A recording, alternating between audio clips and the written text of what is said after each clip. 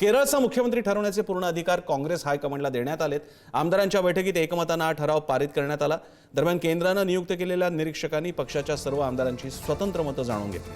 KC. Venugopal यांचं नाव मुख्यमंत्रीपदाच्या शर्यतीत आघाडीवर आहे। संदीप राजगोळकर आपल्याला केरळविषयी अपडेट देत आहेत। संदीप,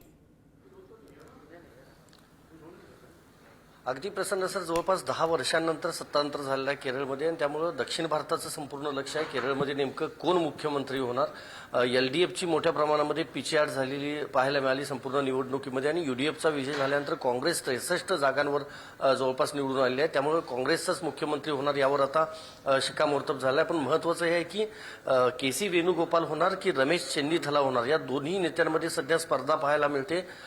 कारण के.सी. वेणुगोपाल हे बरीच वर्ष काँग्रेसची सरचिटणीस म्हणून त्यांनी राजधानी दिल्लीमध्ये काम पाहिलेलं आहे। सध्या ते खासदार देखील आहेत आणि दुसरीकडे रमेश चेन्नीथला यांच्यावर देखील अनेक राज्यांची जबाबदारी होती, प्रामुख्याने महाराष्ट्राची जबाबदारी त्यांच्यावर होती। महाराष्ट्राचे प्रभारी म्हणून त्यांनी काम पाहिलं आहे आणि त्यांच्याच कारकिर्दीमध्ये महाराष्ट्राच्या देशाच्या लोकसभा निवडणुकीमध्ये महाराष्ट्रामध्ये मोठं यश मिळालेलं होतं।